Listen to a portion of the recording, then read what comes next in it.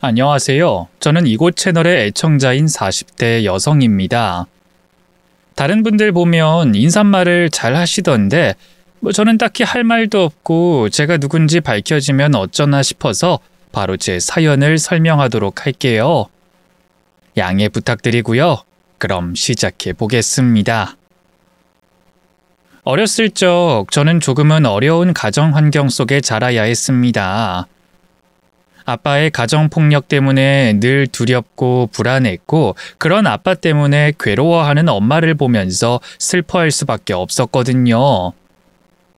그러다 결국 아빠의 폭력을 참지 못한 엄마가 아빠와 이혼을 하시고 그 후로 저는 엄마를 따라가서 살게 됐어요. 그나마 하루빨리 이혼을 결정하신 게 다행이라 해야 할지 저는 더 이상 아빠의 폭력 때문에 불안해하지 않게 될 수 있어서 부모님의 이혼이 오히려 반갑기만 했어요. 앞으로는 아빠와 같이 살지 않아도 된다는 이유 하나만으로 행복을 느낄 정도였죠. 물론 엄마도 처음엔 행복해 보이셨지만 언젠가부터 점점 힘들어하는 모습을 보이셨습니다. 폭력적인 남편을 벗어나게 된 것은 잘된 일이지만 그 시절 이혼녀로서 짊어져야 할 세상의 시선과 무게가 만만치 않으셨기 때문이었죠. 사람들은 이혼녀가 죄인이라도 되는 듯 저희 엄마를 손가락질했고 엄마는 사람들의 편견 어린 시선과 구설수에 시달리며 고통받으셔야 했습니다.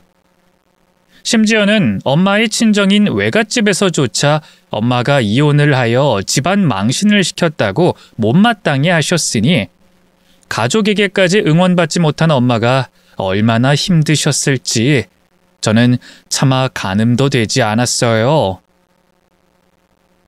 꼭 사람들이 손가락질하지 않더라도 남편 없이 혼자 자식을 키우느라 충분히 힘드셨을 엄마였으니까요.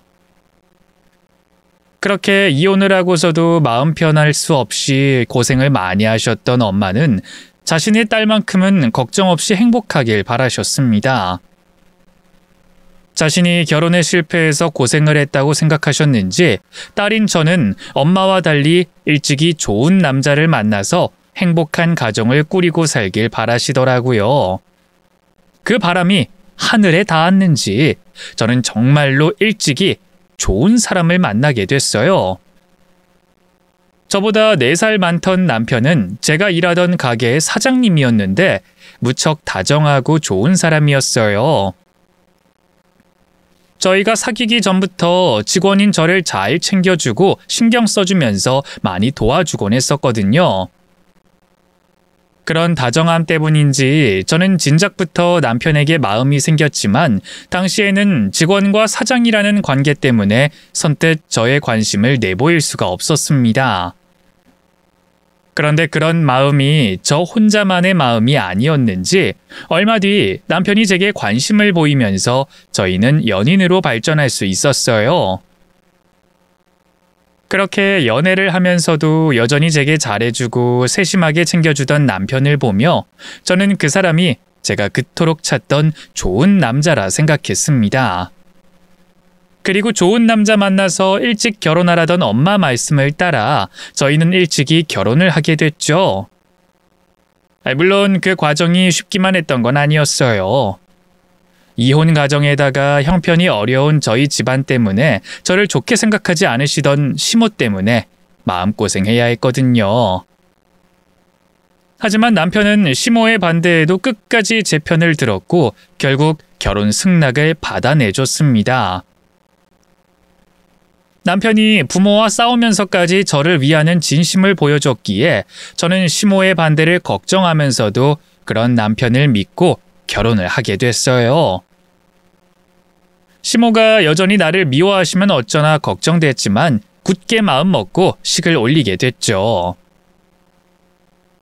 남편의 손을 잡고 결혼식을 올리는 저를 보며 엄마는 무척이나 기뻐하고 흐뭇해 하셨고 그 후 저희는 행복한 신혼을 지나 저희를 쏙 닮은 아이까지 낳으며 저는 어릴 적부터 제가 그려오던 행복한 가정을 꾸려나갈 수 있었어요.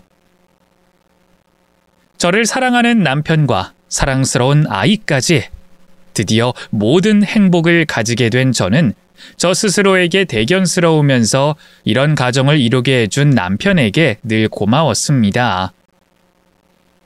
남편을 만난 것이 제 인생의 최고의 행운이라 생각했을 만큼 말이죠. 그랬던 만큼 저는 엄마에게도 늘 제가 얼마나 행복한지 알려주고 싶었어요. 엄마가 바라던 것처럼 엄마 딸이 좋은 남편을 만나서 행복해졌다고 말이죠. 저의 행복이 자신의 행복이라 말씀하시던 엄마에게 늘 좋은 얘기만 하고 싶었던 저는 그래서 시모와의 나쁜 일은 일절 전하지 않았습니다. 여전히 저를 못마땅히 하는 시모에게 욕을 먹고 괴롭힘을 당해도 엄마에겐 힘들다고 말해본 적이 없었어요. 물론 그때는 시모와 따로 살고 있어서 가끔 만나는 게 전부이니 시집살이가 그리 고되지는 않았거든요. 하지만 남편이 하던 장사가 어려워지고 남편이 여기저기 빚을 지면서 저는 결국 시댁살이를 하게 됐습니다. 어떻게든 이겨내보려고 버티던 남편이 빚만 남기고 가게를 문 닫게 되면서 저희는 집까지 처분하여 빚을 갚아야 했거든요. 그냥 돈으로 빚을 갚아줬으면 됐지만 이번 기회에 아들을 가까이 두고 미운 며느리에게 제대로 시집살이를 시키기 위해서였죠. 아니나 다를까 시모는 이때를 기다린 것처럼 제게 작정하고 시댁살이를 시켰어요. 남편이 돈 벌러 나가기만 하면 저를 괴롭히지 못해 안달이었죠. 야, 너는 지금 시간이 몇 시인데 아직도 방에 처박혀 있어? 이겠지 남편은 나가서 고생하는데 집구석에서 편히 지내려고 하네? 너 그동안에도 일했니? 내 아들이 힘들게 돈 벌러 나갈 때마다 침대에 뒹굴뒹굴하면서 내 아들 등골이나 빨고 있었어? 아이고, 이러니까 우리 아들이 그렇게 됐지. 그래, 이게 다 네 탓이다. 내 아들이 망한 게 다 네 잘못이야. 애초에 남자가 바깥 일을 하려면 여자가 내조를 잘해야 하는 건데 네가 이따위로 살았으니 우리 아들 일이 잘 될 리가 있나? 내 아들 고생시킨 네가 괘씸해서 내가 가만히 못 있겠다. 너, 앞으로 내가 가만히 안 둘 테니까 어디 각오해라. 남편의 가게가 어려워진 이유가 제 탓이라며 온갖 핑계를 갖다 붙인 시모는 제가 잠시라도 쉬는 것을 두고 보지 못했습니다. 사람을 어찌나 굴리는지 시모가 눈 깜빡할 사이에도 저는 일을 해야만 했어요. 하지만 제가 하루 종일 밥 먹을 틈도 없이 잠깐 화장실 갈 새도 없이 바쁘게 뛰어다녀도 보람이 없었습니다. 제가 아무리 열심히 해봐야 시모는 구박뿐이었으니까요. 원래도 열심히 해봐야 티가 나지 않는 게 집안일이라고 하잖아요. 방금 먼지를 쓸어도 뒤돌아서면 쌓이는 게 먼지다 보니 시모는 매번 머리카락 한 올만큼의 트집을 잡으며 제게 몇 번이고 다시 일을 시키곤 했습니다. 그래서 저는 거의 강박증에 시달릴 정도로 몇 번이고 다시 확인하고 청소를 해야만 했죠. 너무나도 심하게 괴롭히는 시모 때문에 저는 살이 쪽쪽 빠질 수밖에 없었어요. 그러자 남편이 눈치를 채기 시작했습니다. 제가 아무리 입을 다물고 있어봐야 남편도 눈이 있으니 자기 엄마가 저를 괴롭힌다는 걸 알 수밖에 없었어요. 그래서 화가 난 남편이 시모에게 얘기를 해봤지만 남편이 나서는 건 오히려 역효과였어요. 남편이 제 문제로 시모와 다툴 때마다 시모는 제 탓을 하며 더 저를 못살게 괴롭혔거든요. 그런 이유로 저는 남편에게 더 숨기며 혼자 끙끙 앓을 수밖에 없었지만 남편도 바보가 아닌 이상 눈치를 챌 수밖에 없었고 그래서 남편은 저를 위해 월세집이라도 구해서 분가하려고 했습니다. 당시 저희 사정에 매달 월세 나가는 게 부담되긴 했지만 저도 차라리 그러는 게 낫겠다 싶었죠. 어차피 시모에게도 매달 월세와 생활비를 내고 있었거든요. 그런데 하필 그때 저희 친정엄마가 병을 얻으셨어요. 노후 준비도 안 되어 계셨던 엄마가 아프시니 그 부담은 저희에게 올 수밖에 없었죠. 남편의 상황도 어렵고 아이까지 키워야 하는 어려운 형편에 엄마의 병원비까지 분담하느라 저희는 더욱 어려워질 수밖에 없었습니다.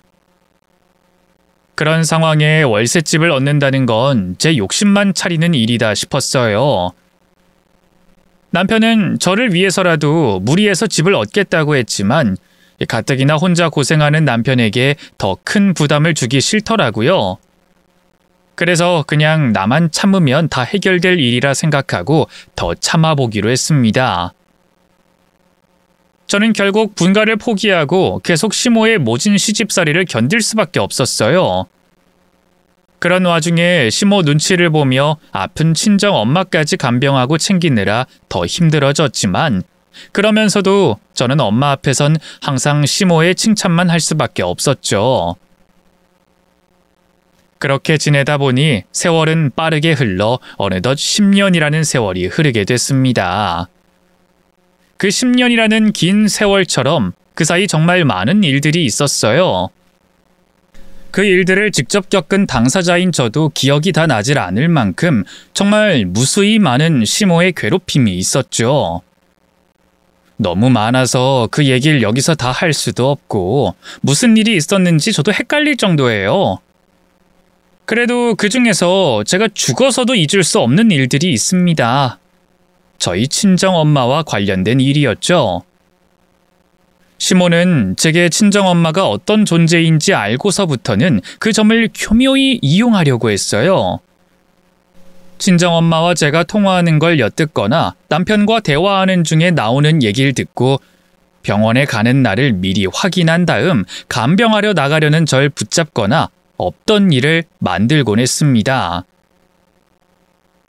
그럴 때면 꼼짝없이 시모에게 붙잡히곤 했어요. 너 어디 나가니? 병원에요.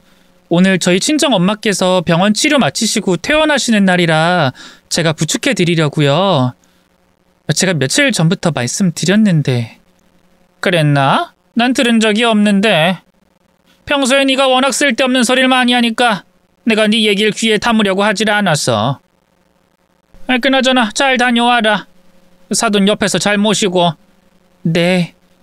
근데 잠깐만. 너 내가 준비하라고 한 음식은 다 해놓은 거냐? 오늘 아침에 말씀하신 거요? 재료는 다 준비해뒀고요. 병원 갔다 와서 준비하면 오늘 저녁이나 내일 중으로 다 해놓을 것 같아요. 얘는 무슨 오늘 내일 중이야? 바로 몇 시간 뒤에 사람들이 집으로 오는데. 난 또 어디 나갈 준비하길래 요리 다 해놓고 나가는 줄 알았더니. 네? 분명히 어머님께서 아침에 말씀하시기론 내일 점심 전까지 하면 된다고. 내가 언제 내일까지 하라고 했어? 오늘 오후 전까지 끝내라고 했지. 이게 시어머니 말을 맨날 띄엄띄엄 듣더니 이제 내가 안 한 말까지 만들어? 분명히 어머님께서 오늘 아침에 내일 오후 전까지 하라고 분명히 그렇게 말씀하셨어요. 제가 2번이나 확인차 여쭤봤고요.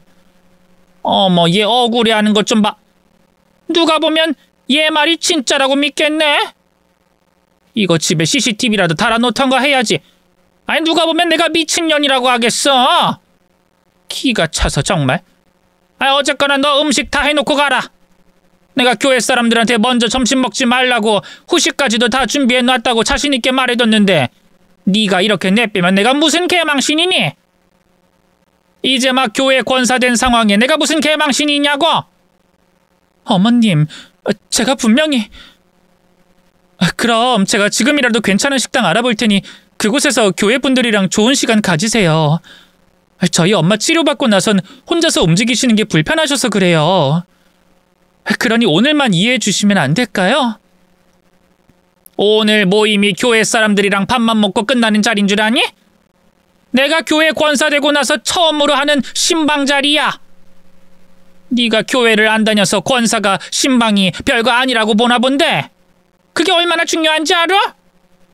거기다 내가 먼저 목사님과 교회 사람들 불러 만든 자리인데 이제 겨우 몇 시간 남았다고 식당에서 보자고 말을 바꾸니?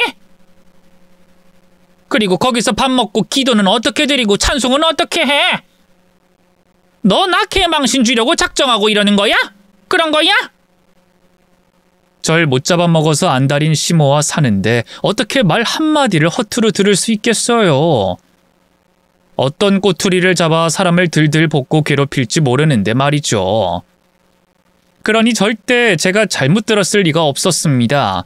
하지만 그 자리에서 제 말이 맞다고 고집을 부릴 수도 없었어요. 절 괴롭히려고 작정한 시모라는 걸 알았기 때문에 요리를 다 해놓기 전까진 인정하지 않고 절 붙잡아둘 거라는 걸 알았으니까요. 그래서 그냥 요리를 했습니다. 그리고 친정엄마 일은 가까운 친구들에게 연락을 돌려 저 대신 집까지 모시고 데려가 달라고 부탁했죠. 요리를 다 마치고 나서야 시모 손에서 벗어날 수 있었던 저는 곧바로 엄마에게 달려가 낮에 시모와 있었던 일은 또 엄마에게 거짓말하고 다른 일 때문에 시간이 안 났다며 미안하다 말씀드려야 했습니다. 그런 일이 여러 번 있었어요.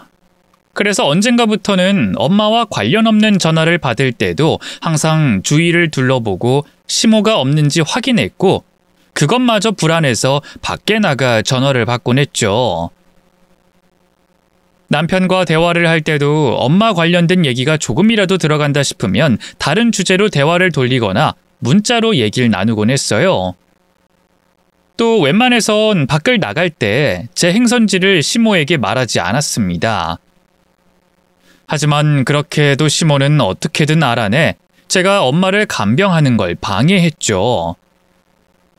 그러다 보니 끝까지 참아보려고 했던 저도 더는 참을 수 없는 지경에 다다르게 됐습니다.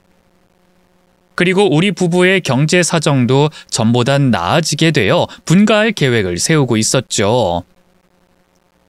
그러자 저희 계획을 눈치챈 시모가 꾀병을 부리기 시작했어요. 어머니, 어디가 아프신 건데요? 그리고 아프시면 병원을 가셔야죠. 이 사람이 병원에 모시고 가겠다는 걸 어머니께서 싫다고 하셨다면서요. 그러시면서 계속 아프다고 말씀만 하시면 어떡해요. 아이, 무서우니까 그러지. 큰 병이면 어쩌나 싶어서 못 가는 거야. 그러니까 더 빨리 병원에 가셔야죠. 가서 무슨 원인인지 알고 치료를 받아야 할 거 아니에요. 내일이라도 병원에 가세요. 아유, 내가 무섭다니까 그러네.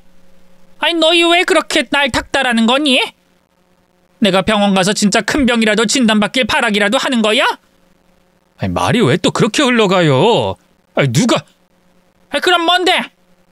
아니면 나 잠깐 간병하는 게 그렇게도 싫어서 이러는 거냐?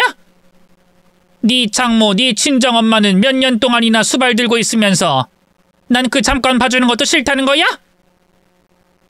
하여튼 내가 자식 새끼를 잘못 키웠지. 지 엄마 아프다니까 세상 귀찮아하면서 키워주지도 않고 해준 것도 없는 장모는 저렇게 정성인 걸 보면... 아니지. 이게 왜 내가 자식을 잘못 키운 거야? 누구 때문인 건데? 이 풀려시 같은 년. 이게 전부 너 때문이잖아. 네가 내 착한 아들을 다 버려놓은 거잖아. 자기 낳아준 엄마 등한시하는 아들로 만든 게 네 년 아니야? 어머니, 왜 또 이 사람한테 그러세요? 이 사람이 뭘 어쨌다고요? 그리고 제가 언제 귀찮다고 했어요. 걱정되니까 병원 가셔서 검사 받아보자고 한 거 아니에요. 그러니까 무섭다고 했잖아. 내가 마음이 정리되면 그때 갈게. 그때까진 나도 너희가 사돈 돌보는 것처럼 돌봐줘. 꾀병이라는 걸 알았지만 아프다는 사람 앞에 꾀병이라 속아 넘어갈 수 없다고 말할 수도 없었어요. 시모가 원하는 대로 따라줘야 했죠. 그렇게 잠시 분가할 계획이 멈춰져 있던 그때 친정엄마에게 큰일이 생겼습니다. 몸 상태가 점점 안 좋아져 가던 친정엄마가 병원에서 치료받던 도중 위급한 상황이 됐다며 병원에서 연락이 온 거였어요. 저는 하던 집안일을 뿌리치고 병원으로 달려가려고 했죠. 그런데 그때 시모가 절 또 붙잡았습니다. 너 일하다 말고 어딜 말도 없이 가려고 해? 네 할 일 나한테 떠넘기겠다는 거야 뭐야? 어머님, 이거 놓으세요. 지금 저희 엄마 위급하시대요. 저 빨리 병원에 가봐야 해요. 좀 놓으세요. 뭐? 너 그 말 진짜야? 이것도 핑계대고 밖에 나가는 거. 진짜 좀 놓으시라고요. 한시가 급했던 저는 절 잡고 있던 시모를 바닥에 내팽개치고 병원으로 달려갔습니다. 그리고 다행히 위급한 상황을 넘긴 엄마와 만날 수 있었죠. 정말 다행이라고 생각했지만 놀란 가슴은 쉽게 가라앉질 않았어요. 그래서 의식을 찾은 엄마 곁에서 이틀을 더 머문 다음 엄마가 괜찮을 거라는 의료진들의 얘기를 듣고 나서야 병원을 나설 수 있었죠. 그렇게 집으로 돌아오니 시모가 문 앞에서 절 기다리고 있었습니다. 자기를 내팽개친 일에 대해 벼르고 있는 시모가 말이죠. 어머님, 죄송해요. 이틀이나 연락도 없이.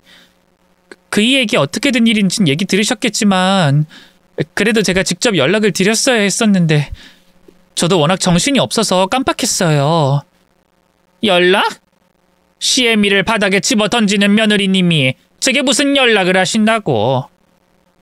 아이, 감히 생각도 안 했습니다. 어머님, 그때 일은 제가 정말 죄송해요.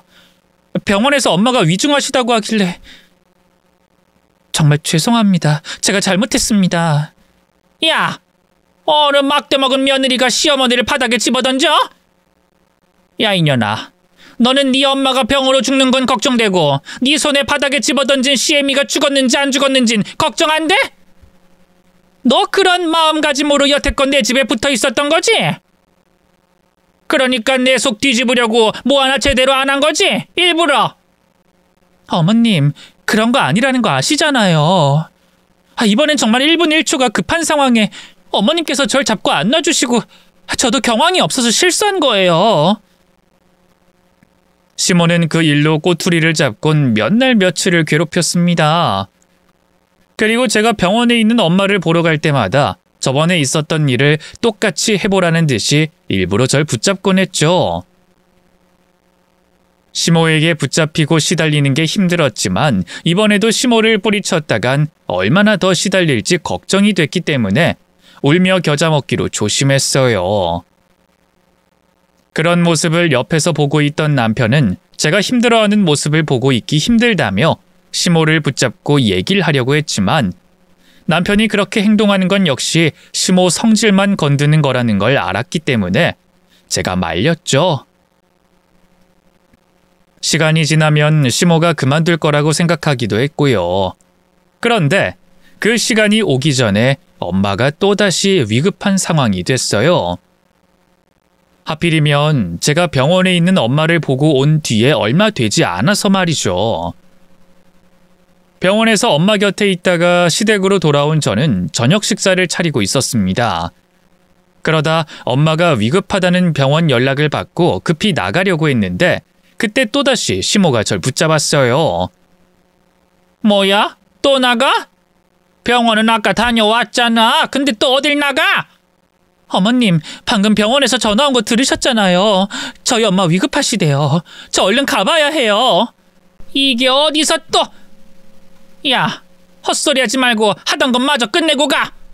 그러기 전에 절대 못 나가. 어머님, 왜 이러세요? 저희 엄마 또 위급하시다고요. 제발 좀 놔주세요. 병원에서 온 전화라고 해도 너 저녁 식사 다 차리기 전에 못 가. 너 저번에도 오늘처럼 말했지? 근데 어떻게 됐냐? 아무 문제 없었잖아. 사돈 멀쩡했잖아. 이번에도 그럴 거다. 그러니까 식사마저 다 차리고 가. 곧 있으면 창원이도 집에 오는 시간인데 네가 밥을 차려놓고 가야지. 며느리가 멀쩡히 집구석에 있는데 내가 차려? 병원 가고 싶으면 밥상 다 차려놓고 가라. 그전엔 안 돼. 그때 시모가 어떤 이유에서 절 붙잡았는지 그 이유는 모르겠습니다. 저번 일처럼 이번 역시 저희 친정엄마가 위급한 상황을 넘길 거라고 생각해서 그랬는지 아니면 제가 정말 미워서 임종을 못 보게 하려고 했는지 그 진심은 알 수 없었어요. 그리고 그땐 시모가 어떤 마음으로 절 막아세우는지 알려는 정신도 없었죠. 그래서 시모를 이번에도 내팽개치고 병원으로 가려고 했는데 이번엔 시모도 그냥 넘어가지 않았습니다. 절 꽉 잡고 찰거머리처럼 붙들고 늘어졌죠. 내가 또 당할지 싶었냐? 이게 어디서 지 CM이를 2번이나 밀어? 야, 너 이번엔 쉽지 않을 거다. 내가 너 밥상 차리기 전까진 착 달라붙어서 너 안 놔줘. 절대 안 놔. 어머님 진짜 왜 이러세요? 저 가야 한다고요. 놓으세요. 놓으라고요. 시모는 자기가 한 말처럼 절 붙잡고 절대 놔주지 않았어요. 제가 발버둥도 쳐보고 힘도 써봤지만 소용이 없었죠. 이러다가 시모에게 계속 붙잡혀 있을 것 같았습니다. 그래서 밥상을 차리는 척을 하다 도망을 가려고 했어요. 그랬더니 이번엔 시모가 문 앞을 지키고 있더라고요. 결국 저는 병원에 있는 엄마 걱정에 오열하면서 밥상을 차려야 했습니다. 손을 덜덜덜 떨고 뜨거운 국을 제 손에 붓고 칼과 주방 모서리에 베이고 긁혀도 아픈 줄 모르고 밥상을 차렸어요. 다 차린 후에는 울면서 집을 튀어나가 병원으로 향했고요. 하지만 제가 병원에 도착했을 땐 너무 늦은 뒤였습니다. 엄만 세상을 떠나신 뒤였고 저 대신 남편이 엄마의 임종을 지킨 후였죠. 조금만 일찍 오지 그랬어. 장모님 당신 만나고 떠나시려고 어떻게든 버티고 계셨는데. 엄마가 조금 전 눈을 감으셨다는 남편의 얘기를 듣고 난 뒤에는 정신이 나갈 것만 같았습니다. 그리고 애꿎은 남편에게 화풀이하고 싶더라고요. 내가 누구 때문에 늦은 줄 아냐고. 내가 누구 때문에 우리 엄마 임종도 못 보고 손도 잡아드리지 못했는지 아냐고 화를 내고 싶었어요. 그런데 남편에게 무슨 죄가 있겠어요. 그리고 얼마나 고마운 사람이에요. 저 대신 엄마의 마지막을 함께 해준 사람이니까요. 그래서 목구멍 앞까지 나왔던 말을 꿀꺽 삼켰습니다. 그리고 다른 생각하지 말고 눈을 감은 엄마에게만 집중하려고 했죠.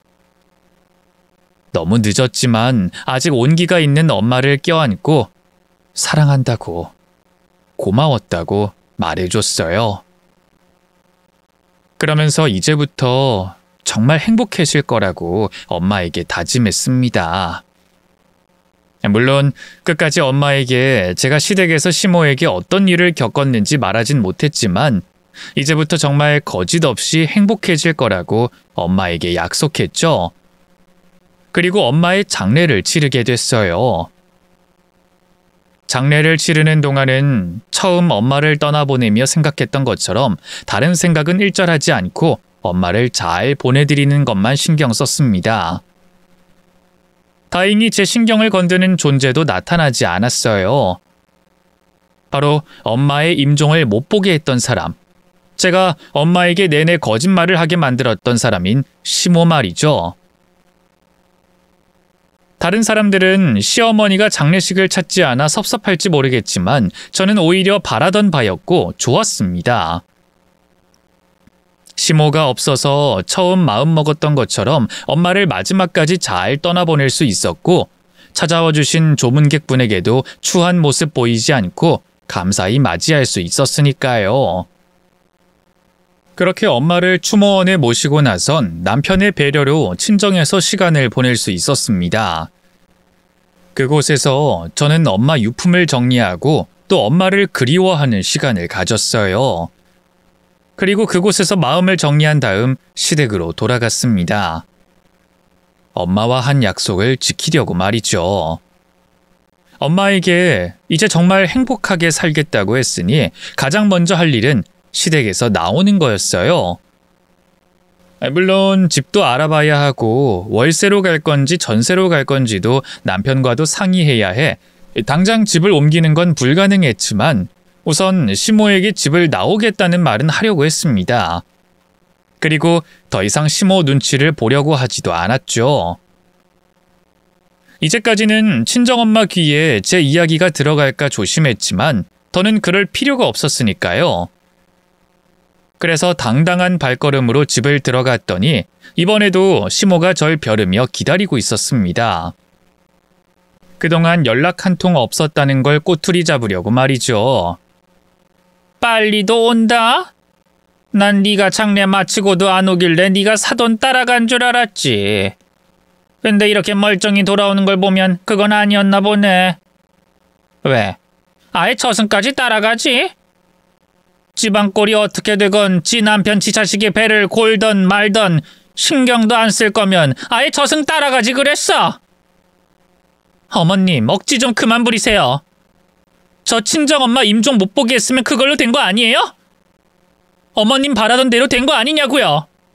그럼 그만하실 때도 됐잖아요. 뭐? 인연이 지 엄마 죽더니 실성을 했나? 어디서 말을 함부로 해? 야, 누가 임종 못 보게 했다는 거야? 그러게 네가 평소에 거짓말 안 하고 호들갑 안 떨었으면 그날도 내가 그냥 보내줬을 거 아니야? 그런데 네가 호들갑을 극성으로 떨고 다니니까 내가 붙잡다가 그런 일 벌어진 거지. 그러니까 그게 내 잘못이냐? 네 잘못이지. 그리고 나 네 시엄마다. 근데 어디서 이게 맘먹으려고 말을 함부로 해? 네 엄마 죽고 나니까 이제 눈에 뵈는 게 없어? 꼭 이렇게 하셔야 속이 시원하세요? 제가 오자마자 어머님을 원망한 것도 아닌데 이렇게 하셔야 되겠냐고요. 이제 막 장례 치르고 온 며느리한테 위로는 못할 망정 돌아가신 분까지 아무렇게나 언급해야 되겠냐고요. 그래서 뭐 내가 잘못했다는 거야? 네 년이 집에 들어오자마자 잘못했습니다 한마디 하면 될 것을 뭐 내가 일부러 어쨌다 바라던 대로 되니 좋니 어쩌니 헛소리를 하니까 이렇게 된 거 아니야? 내 말이 틀려? 엄마가 돌아가시고 시모를 용서하려는 생각은 없었어요. 그렇다고 시모에게 엄마가 돌아가신 날에 대해서 붙잡고 늘어질 생각도 없었습니다. 그냥 그 집에서 조용히 나가는 걸로 마무리하고 싶었어요. 그날 일을 물어봤자 시모가 인정할 리 없었고 시모가 인정한다고 한들 시간을 되돌릴 수도 없었으니까요. 그랬는데 시모가 절 물고 늘어지니 저도 화를 낼 수밖에 없었습니다. 그리고 원래 그 집을 나가려던 생각도 바뀌게 됐어요. 그대로 물러설 수 없다고 생각했거든요. 시모에게 복수하겠다고 다짐했습니다. 그 복수의 다짐은 제가 엄마의 임종을 지키지 못해서 하게 됐던 게 아니었어요. 아주 한참 전부터 계획하고 있었던 복수를 엄마가 돌아가시게 되면서 할 수 있게 됐던 거죠. 저는 10년 전부터 시모에게 복수할 계획을 세우고 있었거든요. 모진 시집살이를 살았으니 시모에게 복수를 꿈꾸는 건 이상한 일은 아닐 겁니다. 그리고 저도 그렇게까지 심한 복수를 할 생각은 없었어요. 원래 생각한 복수는 시모를 난감하게 만들 정도였죠. 그런데 엄마 일을 겪게 되니 또 반성 하나 없는 시모 모습을 보니 원래 하려던 복수의 강도를 높이기로 했고 시모를 난감하게 만드는 게 아닌 나락으로 빠뜨려야겠다는 생각으로 바뀌게 됐습니다.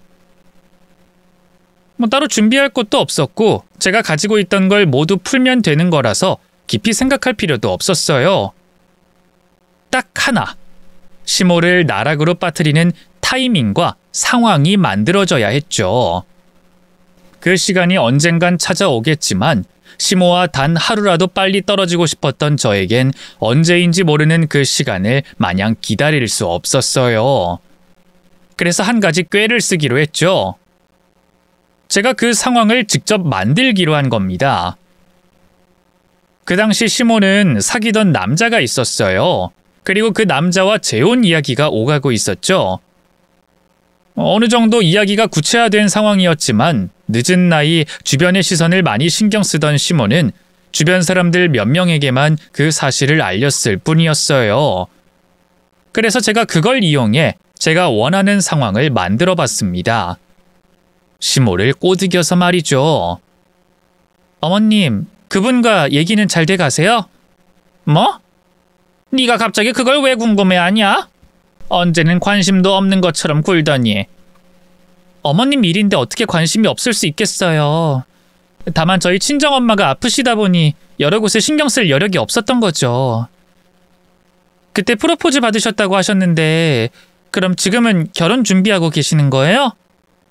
그냥 가까운 사람들만 불러서 작게 하려고 준비 중인데 그것도 고민이야. 아이, 누굴 불러야 할지, 규모를 어느 정도로 해야 할지.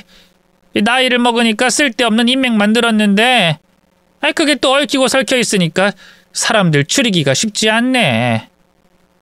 야, 안 부르고 안 알린 사람들한텐 서운하다, 섭섭하다, 괜한 얘기 듣게 될 것 같아서.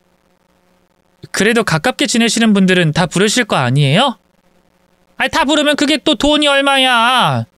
그 사람들이 전부 축의금 두둑하게 내준다는 장담도 못하는데 괜히 불렀다가 손해만 보면 그것도 싫고. 그럼 애매한 분들까지 초대하는 자리 만들어서 어머님 결혼식도 발표하시고 축하도 받으시고 사정상 다들 부르지 못하는 양해도 구하시면 되지 않을까요? 아이, 그 자리는 돈 안 들어? 아이, 축의금도 들어오지 않는 그 자리, 그 돈은 누가 내니? 너 나 약 올리려고 물어보는 거야? 아니요. 제가 이제까지 어머님께 너무 신경을 못 쓴 것 같아서 도움되려고 얘기 꺼낸 거였어요. 어머님께서 원하신다고 하면 제가 그 자리 만들어 볼게요. 뭐? 정말? 네가 그걸 하겠다고?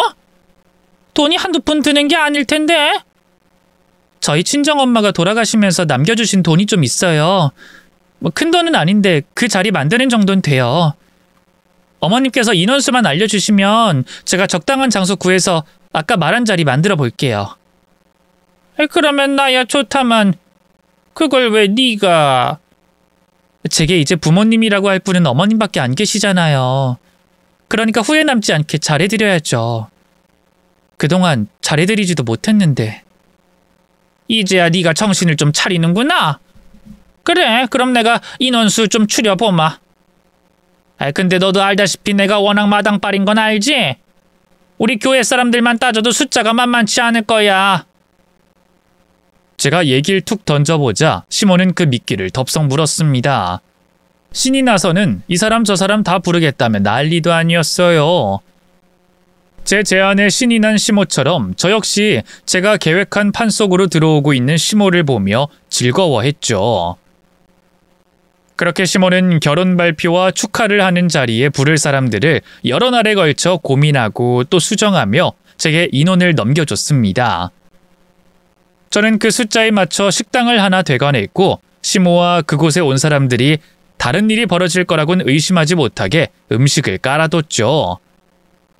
하지만 그날 그곳은 시모의 실체를 밝힐 곳이었습니다.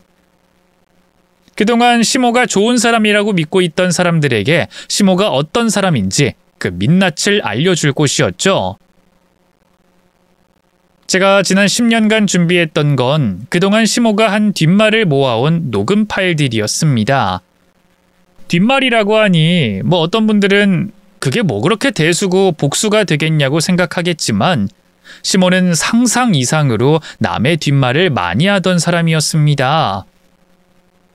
어느 정도였냐면 하나 있는 자식인 제 남편마저도 남들에게 잘근잘근 씹을 정도였죠. 뭐 저야 물론이었고 뭐 그래도 손주라고 귀여워하던 제 아들도 돌아가신 시아버님도 남들 앞에서 욕하던 사람이었어요. 그냥 욕하는 게 아니라 듣는 사람이 민망할 정도로 말하던 사람이었습니다. 그러면서도 밖에서는 그렇게 천사처럼 보이려고 했어요. 교회 생활하면서 항상 신앙심 깊고 올바른 사람처럼 행동했고 많은 사람들과 좋은 관계, 신뢰도가 높은 관계를 맺고 다녔죠. 그러니까 교회 권사에도 오를 수 있었던 겁니다. 자기가 한 말처럼 마당발이 될 수 있었고요. 하지만 실체는 가장 가까운 사람부터 잘 알지도 못하는 사람까지 뒷말을 하는 사람이었죠. 원래는 제가 그 녹음 파일 중 몇 개만 추려서 교회에만 틀어볼 생각을 했었습니다. 뭐 정도가 낮은 걸로 말이죠. 그렇게 망신살만 뻗치게 하려고 했는데 시모가 한 행동들에 분노했던 제가 가지고 있는 녹음들 중 수위가 센 걸로만 추려서 그날 참석한 사람들에게 그 자리에서 다 틀기로 한 거예요. 시모가 스스로 가장 가까운 사람들을 불러 모아 그 사람들을 욕하는 걸 들려주려고 말이죠. 그걸 모르는 시모는 남자친구와 함께 지인들과 인사를 나누며 즐거운 한때를 보내고 있었습니다. 그러다 시모가 마이크를 잡고 결혼 발표를 하려던 순간 제가 그 녹음을 틀었죠. 다들 제가 왜 이 자리에 초대를 했는지 아시겠지만 그래도 정식으로 말씀을 드리고 이렇게 초대에 응해 주셔서 감사하다는 인사를 드리려고요. 이렇게 많은 분들 앞에서 말하려니 많이 부끄럽네요. 저 결혼하게 됐습니다. 그래서 제게 정말 소중한 지인분들께 그러니까 그년이 아주 쌍년이라니까? 걔가 네 앞에선 안 그런 척하지? 근데 뒤에서 네 욕을 얼마나 하는지 알아? 내가 열받아서 야 이 개 같은 년아 너 그러는 거 아니야 이 말 나올 뻔했어. 뭐야 마이크를 나 말고 누가 쥐고 있어? 얘 주희야 지금 누가 마이크 쥐고 있니? 여기 다른 사람 목소리가 나오잖아. 어머님 마이크 하나만 제가 준비했어요. 그리고 그거 다른 사람 목소리 아닌데요? 어머님 목소리잖아요. 그러니까 누구랑 통화하는 거냐면 친구인 김지숙님과 통화하실 때 박명희님을 욕하시는 내용이요. 이건 그래도 얼마 전 내용인데 기억 안 나세요? 뭐라고? 너 지금 그게 무슨 소리야? 너 지금 무슨 짓 벌이는 거야? 여기 김지숙님 지금 스피커에 나오는 내용 기억나시죠? 그리고 박명희님 이거 저희 어머님이 아주머님 씹은 대화니까 잘 들어보세요. 스피커에서 나오는 내용이 누구와 통화한 내용인지 말하자 시몬은 곧바로 눈치를 챈 듯 보였습니다. 그러면서 식당 안이 소란스러워졌어요. 제가 한 행동에 대해서 또 스피커에 나오는 시모의 대화 내용에 대해서 사람들이 말하기 시작했죠. 그때 저는 녹음 내용을 끊고 다른 녹음을 또 틀었습니다. 시모의 목소리가 또다시 흘러나왔죠. 아유 뭐 그게 서운하다고 울긴 울어요. 내가 우리 영자 신도님이 교회에 얼마나 열과 성을 다해서 봉사하고 헌신하고 사역하는지 다 알고 있는데 목사한테 인정 조금 못 받았다고 영자 신도님이 한 사역들이 사라져? 아니잖아. 그러니까 너무 신경 쓰지 마요. 그리고 솔직히 그 김현준 목사가 목사야? 지 애비 교회 세습하는 인간 아니야. 그게 무슨 목사야. 창사치인 거지. 난 그 인간 그거 목사라고 생각 안 해요. 눈에 사탄이 보인다니까. 청년부 여자애들 볼 때 보면 그게 보여요. 음흉한 눈빛. 그리고 정확히 말하면 우리 교회에 제대로 된 목사 새끼가 없어. 내가 이제 막 권사가 돼서 아직은 때를 기다리고 있는데 곧 우리 장로님, 권사님, 집사님들과 얘기를 나눠서 목사 새끼들 싹 다 갈아치워 버릴 거예요. 제대로 된 목사들 데리고 올 거라고요. 그러니까 그런 뭐 같지도 않은 인간한테 인정 못 받았다고 울지 마요. 우리 영자 신도님은 지금 잘 하고 있으니까 지금처럼 하다가 나중에 나한테 힘이 필요할 때 그때 내게 힘을 실어줘요. 알겠죠? 아니야. 저거 내 목소리 아니라니까. 목사님, 저거 저 아닙니다. 제가 무슨 저런 말을 어떻게 감히... 제가 뭐라고? 어머님이 아니시라고요? 그럼 바로 다른 거 틀어드릴게요. 방금 통화하신 영자 신도님과 통화 끝나고서 욕하신 목사님께 한 통화 녹음을요. 전 곧바로 다음 녹음을 틀었어요. 그 녹음엔 바로 조금 전 시모가 씹었던 목사와 통화한 내용이 들어있었고 내용은 반대로 조금 전 목사를 씹었던 영자 신도의 욕이 들어가 있었죠. 그렇게 이쪽에서는 저쪽 욕을, 저쪽에서는 이쪽 욕을 하면서 자기 외의 모든 사람을 욕하고 다닌 시모의 실체가 점점 드러나자 시모는 절 붙잡으려고 기를 썼습니다. 그러다 시모에게 실망한 사람들이 자리를 떠나려고 하자 시모는 그 사람들을 일일이 붙잡고 해명했어요. 그때부터 저는 딱히 순서를 가리지 않고 녹음을 틀었습니다. 그리고 시모가 떨어뜨려 놓은 마이크를 잡고 그 자리에 있는 분들께 확실한 사실을 하나 알려줬죠.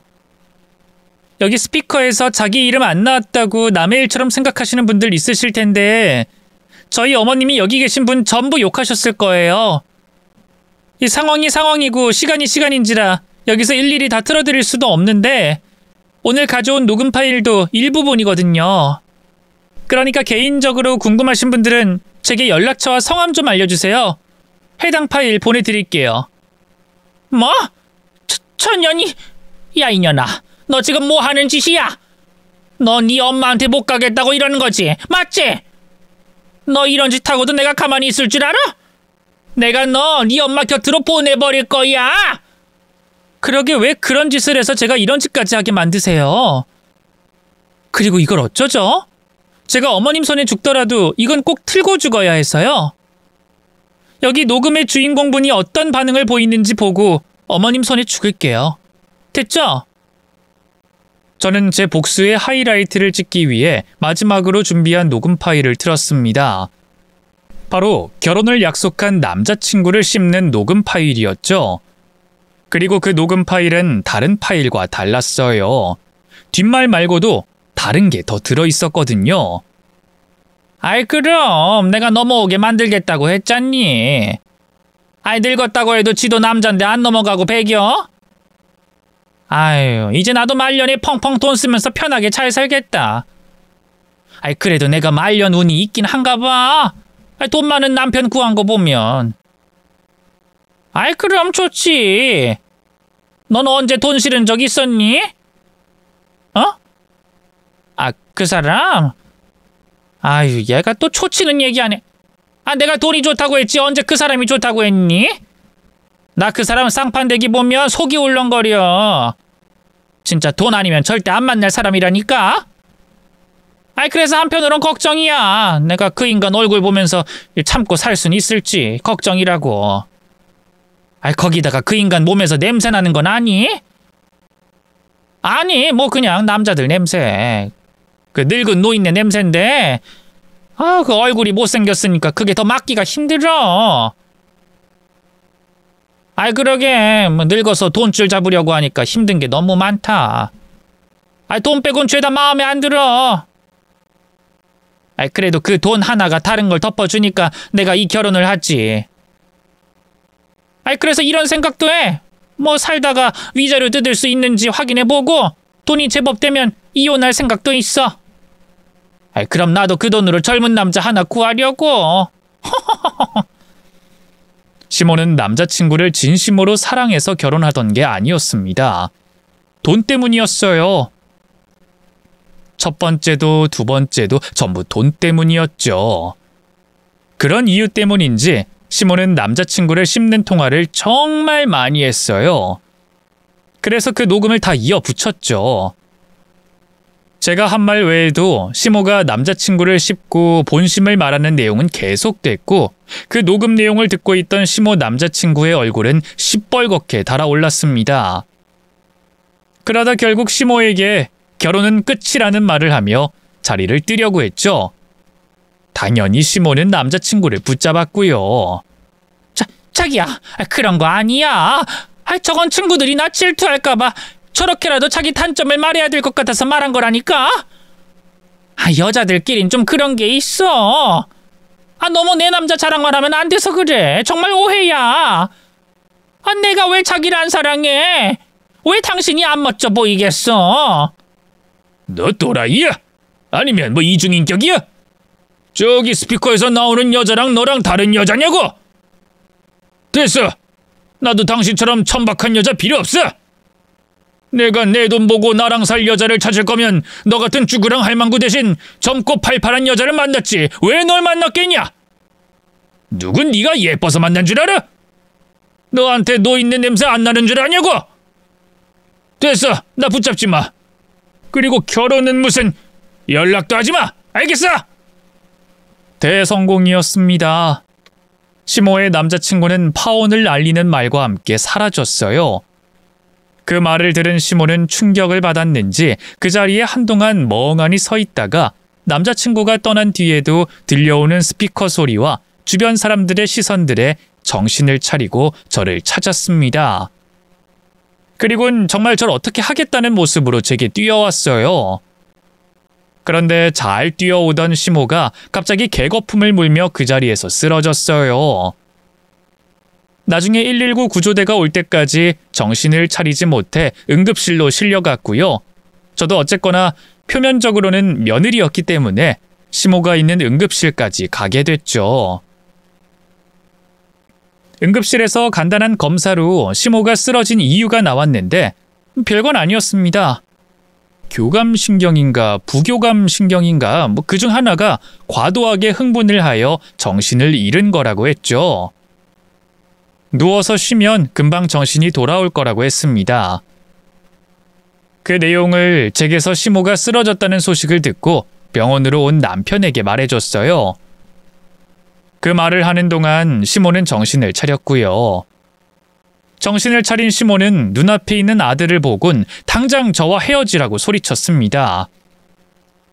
얘 창훈아, 너 쟤랑 헤어져, 얼른! 저년이 어떤 년인 줄 아니?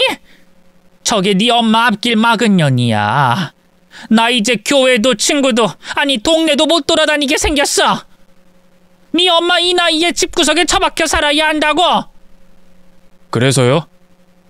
뭐? 그래서요라니? 너 지금 무슨 말하는 거야? 어머니께서 자초하신 일이잖아요. 어머니께서 이 사람 괴롭히지만 않았어도, 아니, 장모님 돌아가신 날 보내주기만 했어도 이런 일이 있었겠어요? 네가 잘 몰라서 그래. 전년이 그전부터 내가 다른 사람과 통화하는 걸 녹음하고 있었어. 내가 쟤 쥐잡듯이 잡기 전에도 녹음했다니까? 전년 무서운 년이야. 누구든 찌를 칼을 마음속에 숨겨놓은 애라고. 너도 언제 쟤한테 당할지 몰라. 이 사람 저한테 그럴 사람 아니에요. 사람들 다 어머니 같은 사람 아니라니까요? 어머니야말로 사람을 뒤에서 아무렇게나 찌르죠. 그게 무슨 말이니? 모른 척하지 마세요. 저도 다 들었으니까. 여기 어머니께서 그동안 저 욕하신 내용 다 들어 있습니다. 저도 다 들었고요. 죄송합니다. 아버지 닮아서 대갈통에 똥만 들어있고 제 앞가림 하나 못해서 어머니 집에 빌빌거리며 염치 없이 빌부터 살아서요. 어머니 말처럼 어디 사고라도 당해서 그냥 뒤져버리던지 평생 장애인이 돼서 어머니께 보험금을 드려야 했었는데 그렇게 못해서 죄송하고요. 그리고 제가 사탄 씌어서 제 아내를 만났다면서요. 제가 하는 일 족족 안 되는 것도 사탄 때문이고 그래서 제가 어머니 곁을 떠나려고요. 신앙심 깊은 어머니께 도움 하나 되지 않는 자식 새끼가 옆에 있어서 뭐 하겠습니까? 그동안 감사했습니다. 777 못한 자식 걷어주시느라. 아니죠. 저한테 월세도 받으셨고 생활비도 내라고 하셨으니까 그건 제가 감사할 일이 아니겠네요. 그냥 그동안 고생 많으셨습니다. 앞으로 혼자서 행복하게 잘 사세요. 그럼 저희 이만 가보겠습니다. 잠깐만. 창훈아. 그거 다 오해야. 전현이 우리를 갈라놓게 하려는 농간이라고. 얘 창훈아. 잠깐만. 시모는 끝까지 발악해보려고 했지만 이미 제게서 시모가 자기를 욕하는 걸 전부 다 듣게 된 남편은 뒤도 돌아보지 않고 병원 밖을 나갔어요. 저도 남편과 함께 떠났고요. 제가 소동을 벌이는 동안 남편은 이미 아들과 함께 이삿짐을 다 싸고 이사갈 집으로 옮기기까지 한 상황이었기 때문에 그날 이후 시모와 마주칠 일은 없었습니다. 물론 시모에게서 연락도 왔고 집 앞까지 찾아오기도 했지만 그런다고 만나줄 제가 아니었고 남편도 아니었어요.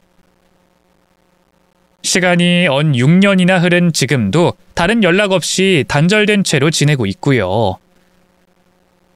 딱히 시모가 힘들게 살 거라고는 생각하지 않습니다. 워낙 독한 여자고 자기 합리화도 잘하고 거짓말도 능해서 다른 사람들이 보기에도 잘 사는 것처럼 보일 거예요. 어쩌면 거짓말을 이용해 벌써 주변 관계를 회복했을지도 모르죠. 그런데 어쨌거나 나이가 좀 더 들면 정말 가족밖에 남는 게 없을 때가 오면 땅을 치고 후회할 겁니다.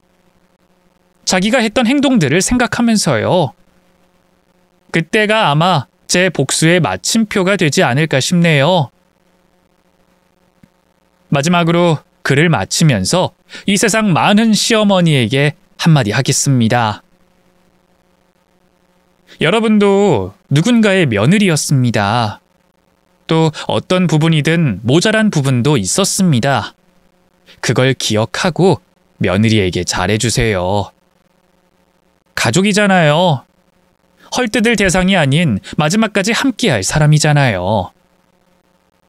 그렇게 정을 베푸시면 며느리도 잘하려 애를 쓸 거예요. 모자란 부분 알고 더 노력할 거예요. 그렇게까지 하시고 난 뒤에 미워하셔도 충분할 겁니다. 그럼 저는 인사를 드리고 이만 글을 마치도록 하겠습니다. 읽어주셔서 감사합니다. 안녕히 계세요.